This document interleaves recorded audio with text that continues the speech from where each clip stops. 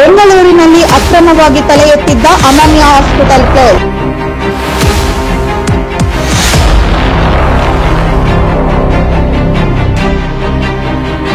A K news ವಾಹಿನಿಯ ಮುಖ್ಯಸ್ಥರು, ಸಾಮಾಜಿಕ ಹೋರಾಟಗಾರ್ತಿ ಹಾಗೂ ಮಾಹಿತಿ ಹಕ್ಕು ಬಳಕೆದಾರರಾದ ಶ್ರೀಯುತ ಅಮೃತ ಜಯರಾಮ್ರವರು ನೀಡಿದ್ದ ದೂರಿನ ಮೇರೆಗೆ ಅನನ್ಯ ಆಸ್ಪತ್ರೆ ಇದೀಗ ಕ್ಲೋಸ್ ಆಗಿದೆ.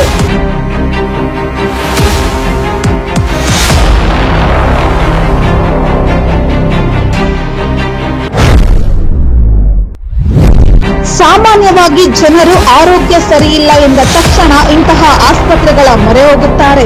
ಆದರೆ ಆಸ್ಪತ್ರೆಗಳೇ ನಕಲಿಯಾಗಿರುವುದು ಜನರಲ್ಲಿ ಆತಂಕ ಹಾಗೂ ಭಯ ಮೂಡಿಸುತ್ತಿದೆ. ಇಂತಹ ಪರಿಸ್ಥಿತಿ ಎದುರಾಗುತ್ತಿರುವ ಹಿನ್ನೆಲೆ ಜನರಲ್ಲಿ ಗೊಂದಲ ಹಾಗೂ ಭಯದ ವಾತಾವರಣ ಸೃಷ್ಟಿಯಾಗುತ್ತಿದೆ.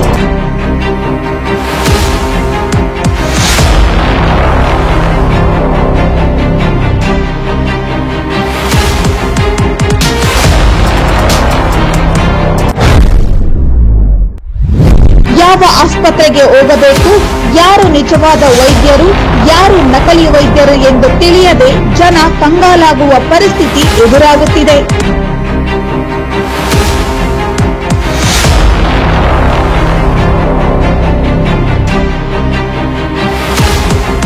ಅಕ್ರಮವಾಗಿ ತಲೆ ಎತ್ತಿದ್ದ ಅನನ್ಯ ಹಾಸ್ಪಿಟಲ್ ವಿರುದ್ಧ ಅಮೃತ ಜಯರಾಮ್ರವರು ದೂರು ನೀಡಿದ್ದು, ದೂರಿನ ಮೇರೆಗೆ ತನಿಖೆಯಲ್ಲಿ ಅಕ್ರಮ ಸಾಬೀತುಗೊಂಡು ಇದೀಗ ಅನನ್ಯ ಹಾಸ್ಪಿಟಲ್ ಕ್ಲೋಸ್ ಆಗಿದೆ. ಇಂತಹ ಪರಿಸ್ಥಿತಿ ನಿರ್ಮಾಣ ಮಾಡುತ್ತಿರುವ ನಕಲಿ ಆಸ್ಪತ್ರೆ ಕ್ಲಿನಿಕ್ಗಳ ವಿರುದ್ಧ ಸಂಬಂಧಪಟ್ಟ ಅಧಿಕಾರಿಗಳು ಸೂಕ್ತ ಕಠಿಣ ಕಾನೂನು ಕ್ರಮ ಜರುಗಿಸದ ಹೊರತು ಇಂತಹ ಅಕ್ರಮಗಳಿಗೆ ಬ್ರೇಕ್ ಬೀಳುವುದಿಲ್ಲ.